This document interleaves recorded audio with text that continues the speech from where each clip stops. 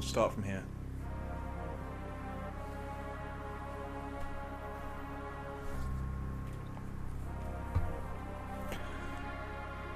Hello, ladies and gentlemen. Merry Christmas. Since I haven't had anything written for a while, and a lot of things have gotten in the way, I figured it was time I put something back on the channel, as it's been nearly a month. So join me now, as we play through what I think is probably the best regular, traditional Final Fantasy game. Final Fantasy VI. Emulated on my PS3, but it's the version I grew up with in 2000-ish. 2000, 2001, they did the PS1 port.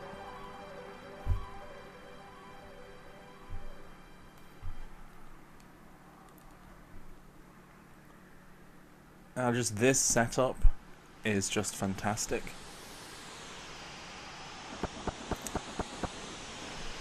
We are completely desolate landscape. They've gone so far out of their way. I mean, if you look at the world map, how far they must have come to achieve their end. You know? They're here looking for an Esper. It's just awesome. Oh, hi, by the way, in case any of you don't know me, I'm Mike Taka-Otaku. Taka-Otaku even, like Takashi. And this is Final Fantasy VI. The evil empire is beginning to take over the world with a mixture of technology and magic, thought long lost from the world since the War of the Magi 1,000 years ago. And with these two soldiers is this mysterious young girl who is being essentially mind controlled, but is the linchpin of their world-conquering strategy.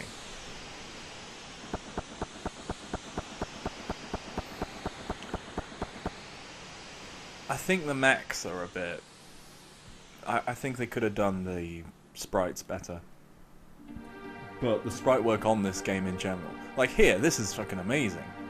But it looks so different from, you know, the magitech armour. Like sometimes it looks like dragons, sometimes it looks like these sort of giant mechas. Also, this song is awesome. Da da da da da da da da da da da. But yeah, look here. It's got the fucking... Well, it's not Mode 7 because it's on a PS1 at the moment. But on the original SNES cartridge, taking advantage of the Mode 7 chip in the SNES. By far, I think this probably has some of the best. In terms of the JRPGs that were happening at the time, probably by far one of the better examples, visually and also in terms of soundtrack and storytelling. Like I said, this is one of my favourite Final Fantasies, and it is because A, the presentation is so solid, there aren't really any real weak points. This was sprite work at the height of sprite work. But also the writing is just so far ahead of... Well, there are JRPGs at the time, like predominantly ones which we didn't get in the West, at that point anyway, that had similar levels of writing, but I don't think Final Fantasy has really topped it ever since. They've gone for more... I don't really know how to describe it, because it doesn't feel like they have the character depth anymore. I have not played 15 yet, so I don't know. But we'll get onto that in a minute. I picked this to play because I'll be able to talk a lot over it. Because let's be fair, the gameplay isn't what you're going to be watching it for.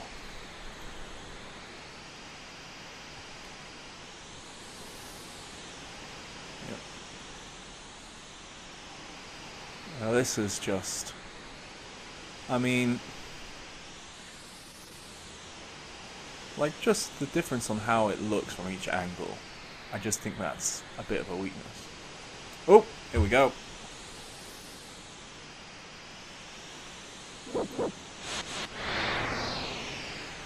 And here we're introduced into the basic mechanics of the combat system, except in a very different form.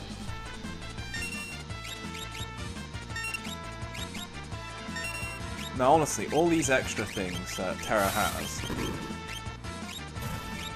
like, they're next to pointless. Because the magitech armour in general is just so powerful. I mean, I guess it's pointing out how very powerful that she is. And that she is beyond the humans. But it does feel a bit unnecessary? I don't know. Can't go up there. I don't know why I'm doing this. I've played this section so many times. Yep.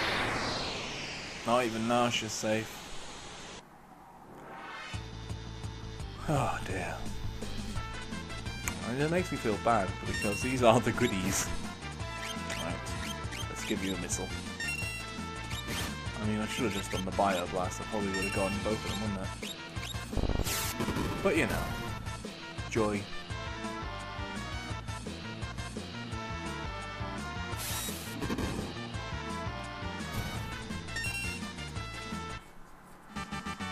But yeah, Final Fantasy wise, I think it's this one for the writing. Best overall game probably goes to 9.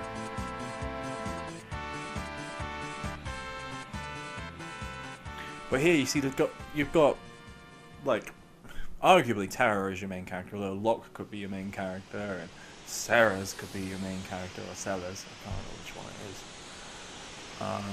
is. You know, you've got so many people who are important to the story, and they all have their own arcs. And it's just far and away a bit more interesting than certain other titles in the series. But, like I said, I'll get into that later. You heal yourself.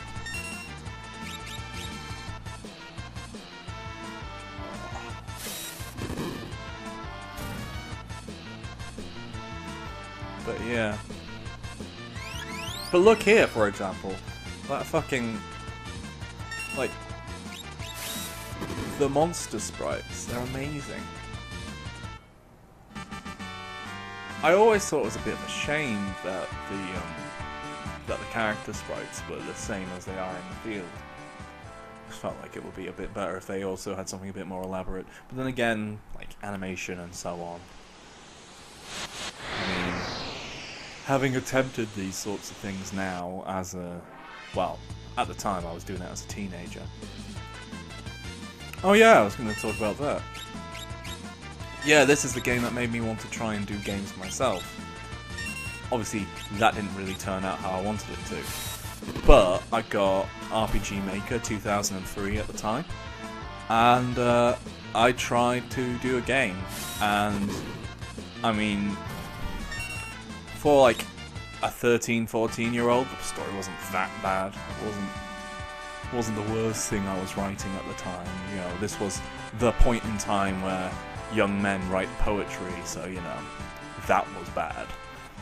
But you know, I did alright. I was good at... I learnt how to program the events. I was quite pleased with myself there. I still am pretty proud of myself. I still try to do RPG Maker stuff now. Oh, they've got me trapped. Oh, well, no, they haven't. But yeah, and RPG Maker 2003 basically is a carbon copy of FF6. You know. And yeah, I mean, I couldn't do my own fucking art assets. I was awful at it. I mean, that's the one thing I've always been really bad at. But yeah. But also, the game that came out of it, Rise of the Chosen, was pretty much unplayable.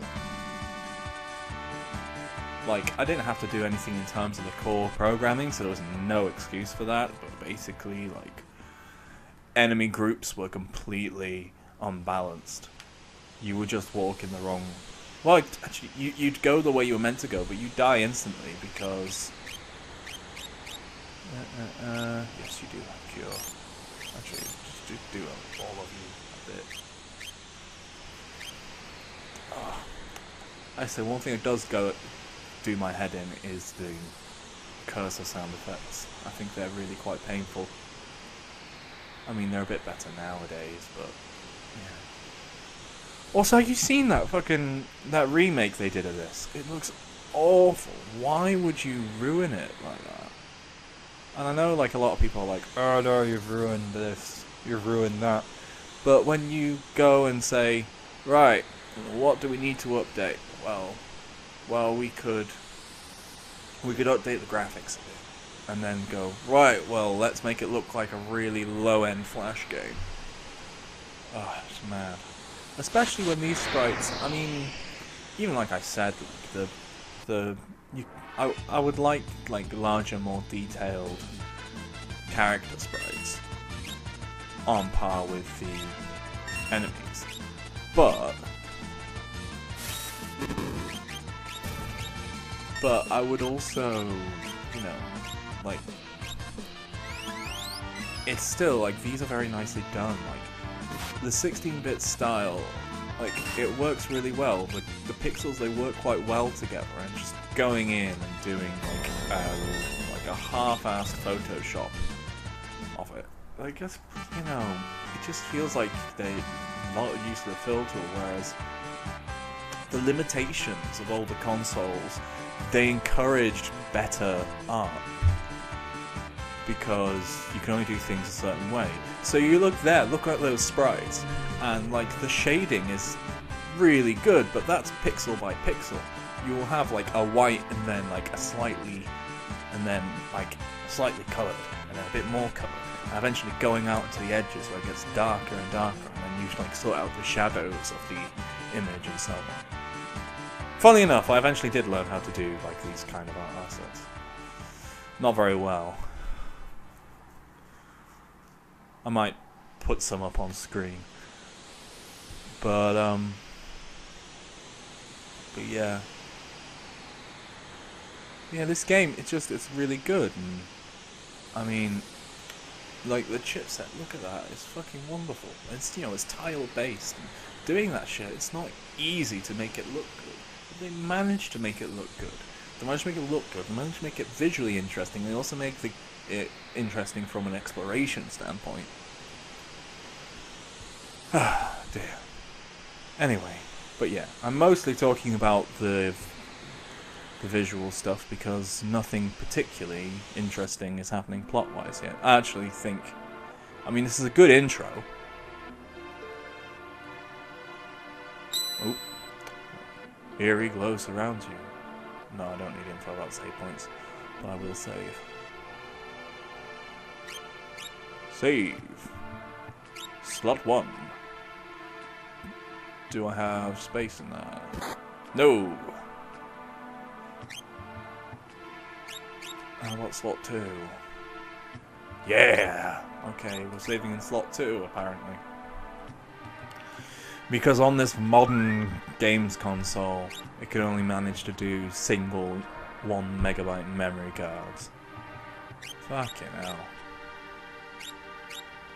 How far we've come. Well, to be fair, it is emulating an old console on it.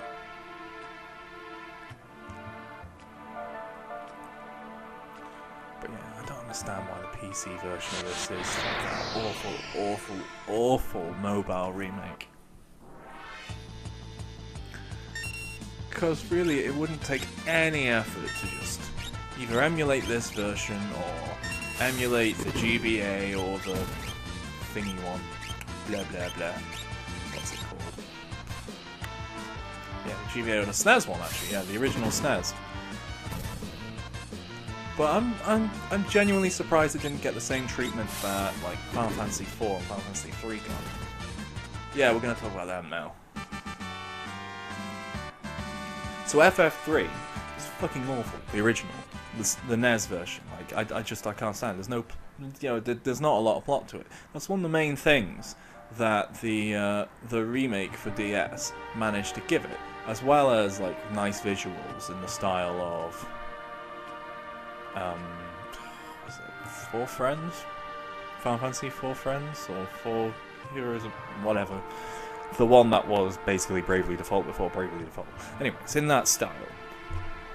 So they give them actual character models which are different from each other. But they also give them some semblance of actual character, which, sort of lends a lot to the plot. I mean, this is on the heels of... it was a game on the heels of Final Fantasy II, which was complicated as all hell. Also, I'm not too keen on. The first three, I think, are kind of duds. The series really starts at 4. And again, like, the remake of 4, they go, right, well, what can we do? We can do voiced cutscenes, and we can do full 3D that looks amazing. And it's just a really, it's the way you should play the game now. And that's what a port or a remake should do. It should become, this should be the best way to play it. Otherwise, it just feels like you're really wasting your time. Right, here we go. One of the few boss battles in the game to have a very specific, very obvious mechanic to defeating it. And they're explaining it to you now. This type of thing doesn't happen very often in this game, though.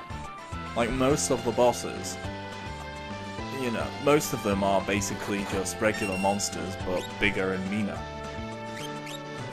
I can't remember if you're weak to anything in particular. Ooh, excuse me. Burping. Yeah, don't attack the shell. Which means it gives you designated points in which to heal. Alright, are you going to... Nope, you're going to attack this time. Okie dokie. Groo. Oh! Oh well, right. Well, that's going to need a heal straight off then. Oh, there we go. There's an example of... I'm healing everyone except for the guy who actually needs healing. Well done, me.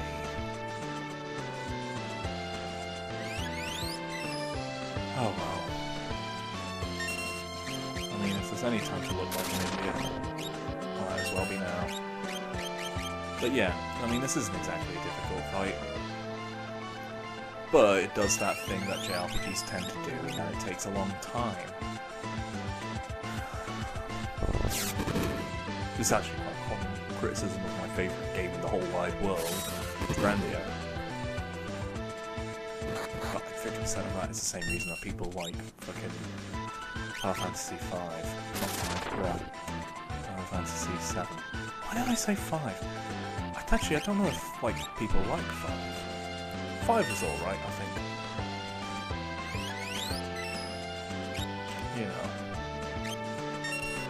Can I skip until I can actually do a thing? Or are you gonna wait for me to do it? Well, let's say heal. I don't even know if he doesn't need healing. Oh dear. Have I got it set to wait or active? That's good. There we go. Right. You have a missile in the face.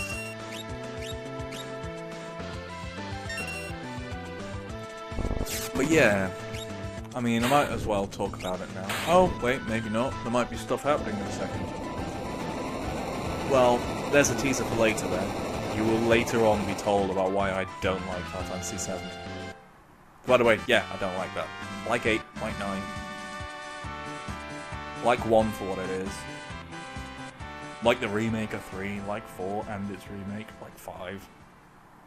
10 is alright.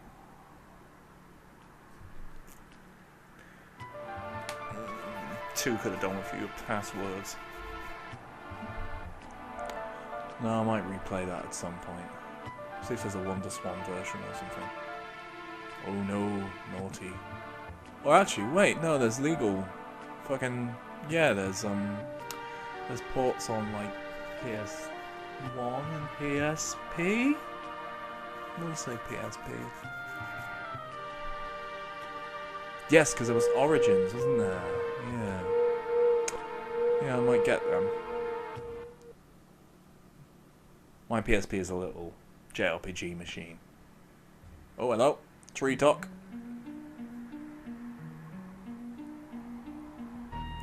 I mean, considering the importance of meeting this Esper, this is where Terra wakes up and awakens to her inner self, basically. You know, this is where she, you know, and you revisit it later on, and that's like an equally important moment.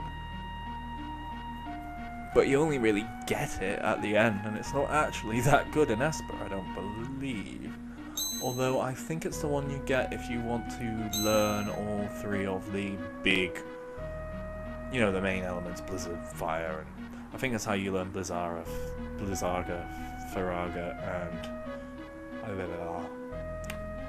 the fuck is it called in this? Is it Bolt? Oh, they call Bolt 3 in this, isn't it? So it's Ice and Fire and Bolt. Is that it? I can't remember. Is it 7 that introduced those terms?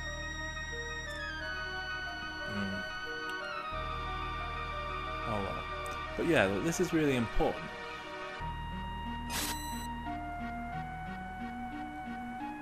What happens to Wedge and Biggs? Do they die, or are they just transported somewhere else? Perhaps we'll never know. Are they blown up on the Death Star?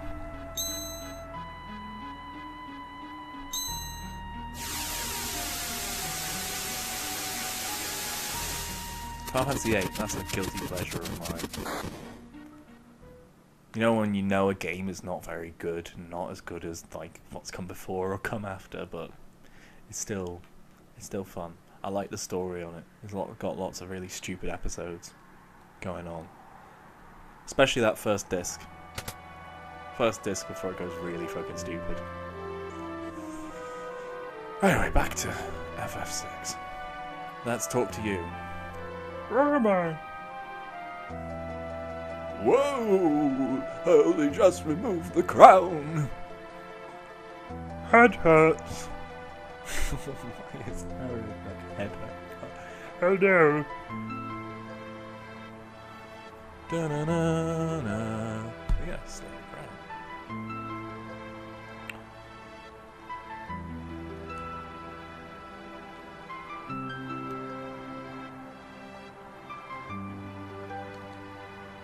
Big fan of the ellipses. These guys are. Dot dot dot dot dot dot. See? 2 ellipses! Only needed 1, if that. Bloody game. Anyway, what should we call you?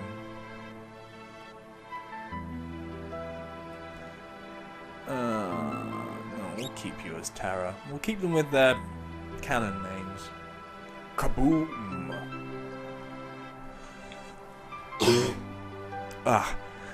Yeah, I would have done...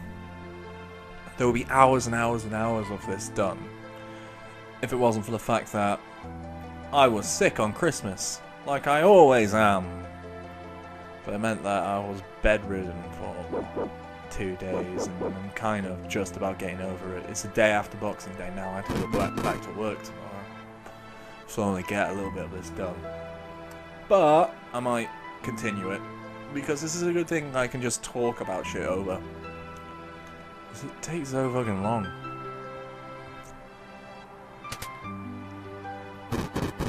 That's another thing. Where the hell's the magitech armour gone? Did Tree Talk get rid of that? Or... You know? Like, that's weird. Also, I don't think she's an officer of the Empire. I think being an officer requires your consent.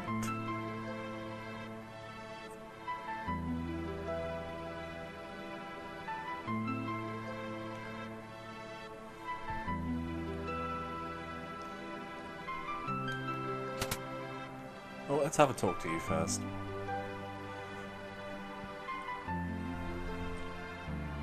I mean, the old man, yeah, that's really nice. He's done a good job. But yeah, considering, like, how many characters this game has, this has the most playable characters of any main Final Fantasy game. Yes, I believe it is, yeah. But, like, there's no... You know, every single one has an actual story. Every single one, you know, is... Every single one's a good character. Every single one has an arc. Every single one grows. Well, actually, I think everyone. I mean, obviously not counting, like, secret ones. Like the ghosts you can get. Oh god, I'm also a bit looking forward to doing that. Yeah, I think over the past 2 years I've played this game twice. Well, I've started games of this twice. I've actually only finished one of them, maybe? Just on my PSP.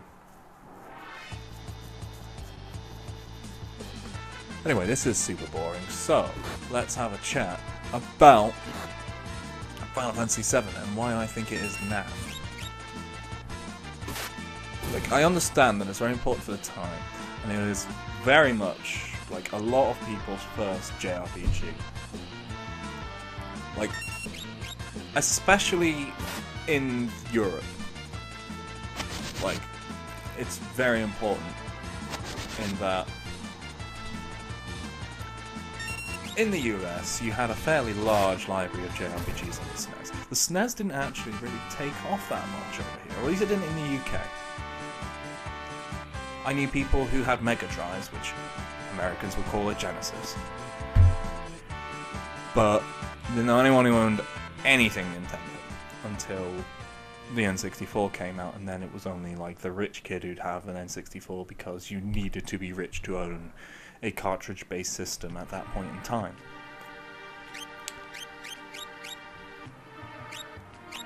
But, so, you know, Final Fantasy VII was pretty much like one of the flagship titles of the PlayStation. So it was huge, you know, it had huge publicity. And, you know, a lot of people played it. And it's a solidly put together RPG, yes. And for the time, it's very good from a technical standpoint. But I can't get behind so many of the characters. They all, like... Oh, I keep forgetting that, yeah. But, like, this one has pretty much all the same beats. Well, not in terms of the actual story, but I mean in terms of the character archetypes. Except, you know what it's missing? It's missing an amnesiac soldier who just has no fucking character. You know, and disappears for half the game. Well, not half the game, but a fair chunk of the game. And yes, like, him not be... the level of his self-delusion is an interesting idea, but it's not best game ever territory. It's good, it's just, it's not the best, and when people recognise that, I'll be a happy man. Also, I mean, me saying, like I'm saying, like, a lot of it is what it did for the time, but that doesn't really hold that much importance to how it is now, from a quality standpoint. I think it's quite a difficult game to play now. Entirely because of those field graphics over anything else. It's ugly. It's an ugly game. There are games from the same period look lovely. Manage it just fine. FF7, it doesn't work now. Maybe this remake will be good. I mean, I like the core story in its own way. Like, I actually am a big fan of Crisis Core. I think that's a really good game. Like, straight up, as RPG spin-offs go, Crisis Core is fucking amazing. Zack is an interesting character in that he gets a conflict. I don't know. I'm probably wrong, because democratically speaking anyway, apparently not. But I don't think it's that amazing. I think 9 does story, does presentation, it does gameplay better. You know, it's just, what is that? It's not my cup of tea. It wasn't my first RPG. I think that you know, that says a lot for it. You know, a lot of it does seem to come down to the fact that a lot of people's introduction to JRPGs as a genre is Final Fantasy VII. Oh, we get introduced to a gameplay style that will only appear in one other area of the game, which is towards the end of this first story. Because this is a game of 2 halves, if you didn't know. Hey, Kafka!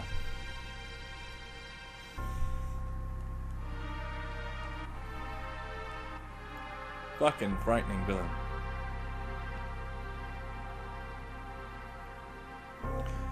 Modern remake of this game. Kafka would be awesome. That's just me.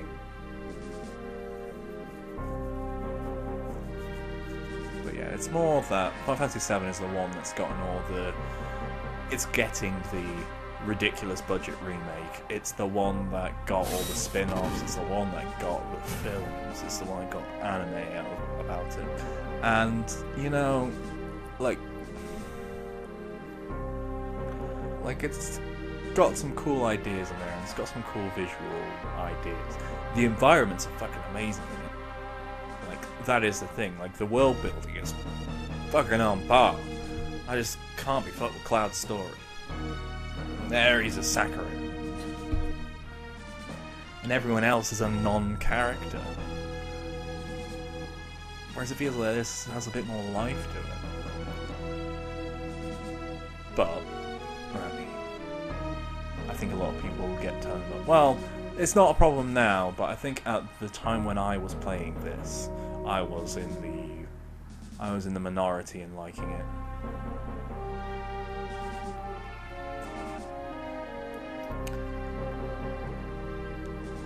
Look at that. Like,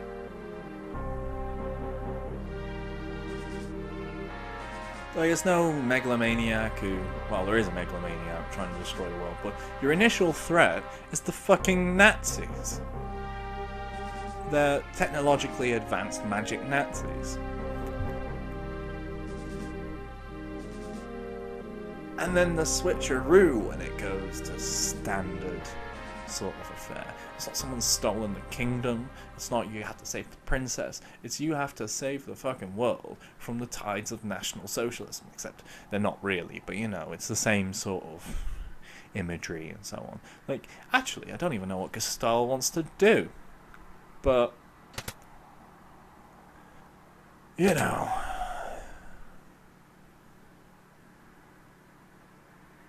Ah, look. A character of vastly hidden depths. You only find anything solid about. Like, you feel like you know him throughout because a lot of it's from his perspective. But then you find out, you know, you don't really know anything about him until the later halves of the game.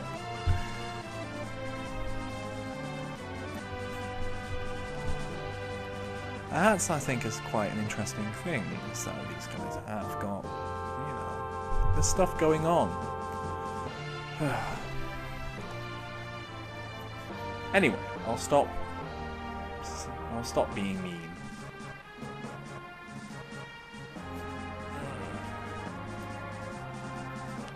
But yeah.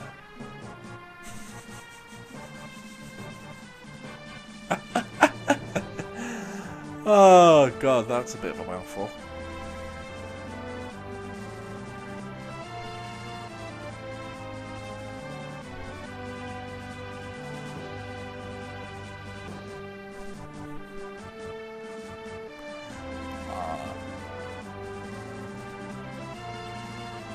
I wonder if they have like an automatic word map in coded this in.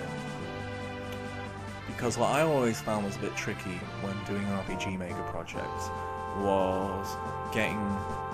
because the message window would give you so much more space than you actually needed. And you would often just end up being like, oh, I'm writing off the screen. Oh, great.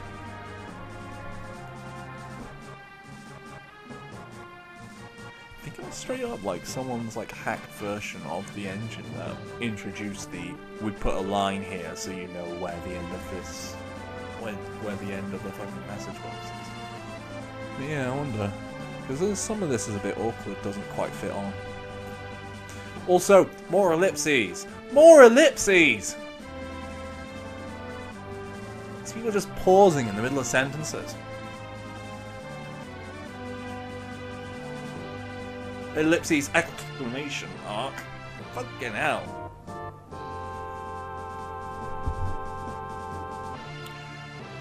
Triple exclamation mark! Bloody hell. Like, I think... oh, I need to look it up. And, you know, I've only read little bits and pieces of Japanese and actual Japanese. But I'm wondering if like a certain amount of that is because I'm pretty sure they do use a lot of full stops when doing these sorts of message boxes in RPGs. No, I know how to do this. And I think I'll be pretty shit.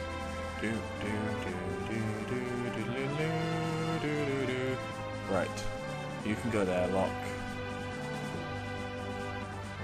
Take you up.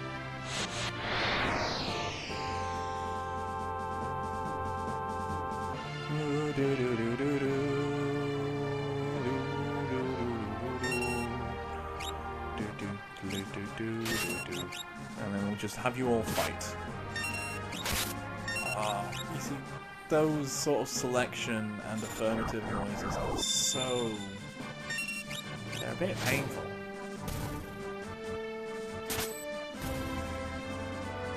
Ugh. Yeah, giving a move like that Blizzard move is a bit... it's early on. I recognise I just did like a facial expression in an audio medium. Switch over to the third group, so then I can have one that's just stood there if everything buggers up.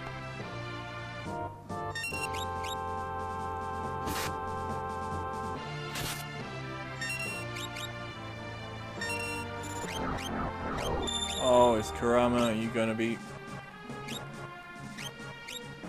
we need Lock to be alive.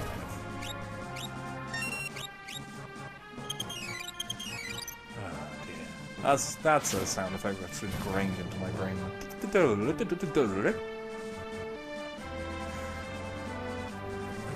Actually, this game in general, look and sound. When things come up, I will have anecdotes. I promise you that. Right, you are... which one are you? Are you the one with Mog? No, you're not the one. Mog is going to be my big sword. Here we go. Don't know if Mog can dance yet.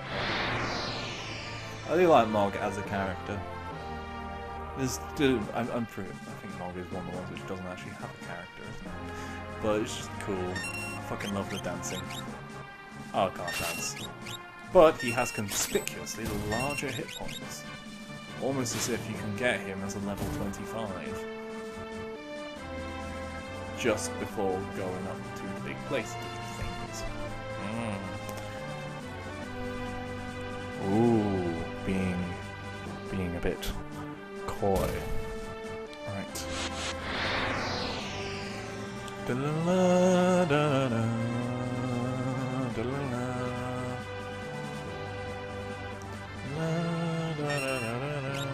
Oh, I should have had you dancing.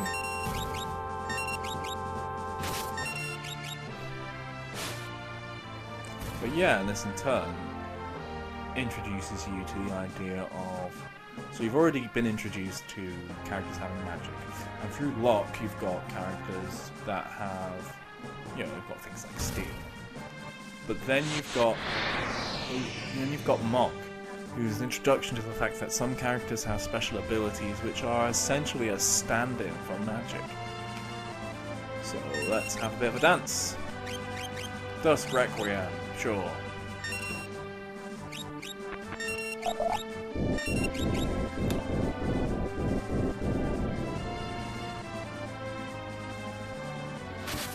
And you know, like that's cool.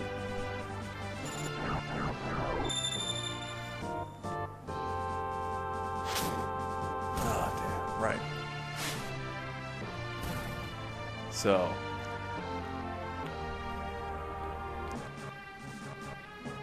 let's address one thing.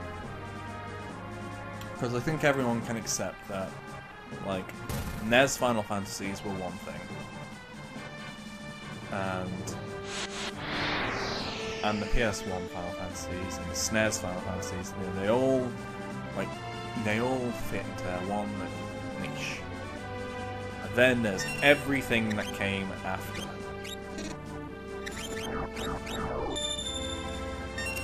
Well, let's just... I think we can all accept Square-Enix are the best people for the Final Fantasy series. I think we can accept that. I think we can accept. Like 10 it was iffy, but you know, it was its own thing. It had some awful voice acting, especially from a certain main character whose name no one can agree on. Is it Titus or Titus or Tiddles? But yeah, no one's a big fan of Tiddles. That's what I'm saying. And you know, it didn't have a lot in the way of like exploration in the way that we've been used to. We've been used to having world maps. We've been used to being able to just wander off, like round in some random corner of the map. There would be this mysterious cave that would have awesome shit in it. You know? And you know, 10 didn't really have that. Oh, there we go. All done. And it was very solidly put together. It was very solid production. Although I think some things were a bit slow and a bit... And I'm forever... At the time I loved Blitzball, but now it's just the worst minigame ever. But anyway, so that's that. And then from there, it just seemed that they went off on one. I mean, 10-2, like, it's not controversial. 10-2 is shit. I mean, like, it did interesting stuff from a gameplay perspective, but let's be real, that was a fucking dumb idea, and it just shouldn't have happened. 11, I didn't play. I have a friend who plays MMOs, and she was quite big on it. She's quite big on the current one, 14, which is fair enough. Not necessarily my bag, I don't have the time. But, you know, okay. But that's not really the same kind of game, is it? So then we got 12. And 12 is, well... it just feels awkward. I have to put the speed up on it, so it feels like something's happening, otherwise just everything takes ages, and it feels like a lot of stuff is out of your hands. It has this amazing open world and amazing visuals, especially for something on the PlayStation 2. It's like, it does so many things so well. Oh yes, plot things are happening, by the way. But I'm busy ranting. It does so many things so well. It does so many visual things so well. And the story, well, it's Star Wars. The story is Star Wars, except Luke Skywalker has no reason to be there. Straight up, I can't even fucking remember his name. But he's naff, and, you know, he is the least interesting character. Everything is about everyone else.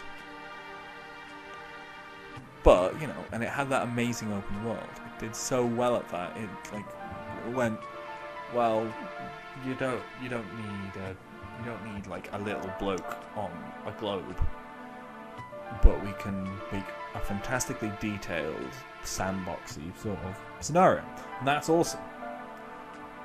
But yeah, but that combat, it was just so painful, and it's a chore to play through. And that's the problem with a lot of these games, they become chores. 13.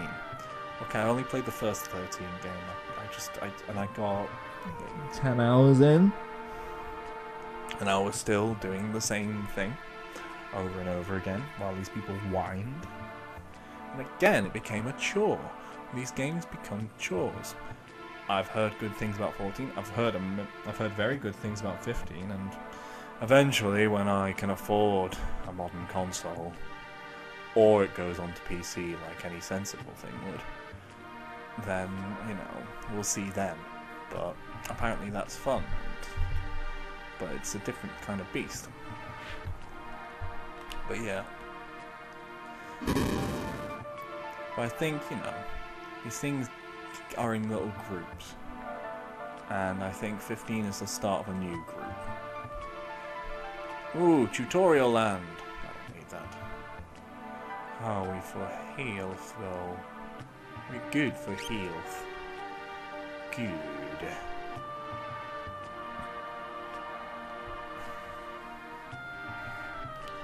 Right. We're gonna walk to thingy, and then we're gonna end the episode, because that'll give me just about enough time to explain what I mean by, like, they're in groups. So, like, your three NES Final Fantasies are all very similar. They're not exactly incredible depth in terms of story. And they're more they feel like they're a celebration of tabletop RPGs. It's all very vague, and you're picking more character classes than you are, you know, you're playing character classes more than you're playing characters. So, you know, they've got that feel to them. 4, 5, and 6 from the SNES are, you know, they're a different kind of beast. They're what I'd say are like, you know, they're ideal for the time. You know, it's always going to be between them and Chrono Trigger, isn't it? That's how it is. Although, you know, UK, so didn't get Chrono Trigger for fucking yonks. Straight up, I'm pretty certain we got Chrono Trigger on the DS initially. Right, I'm gonna do some wandering around so I can finish this fucking rant.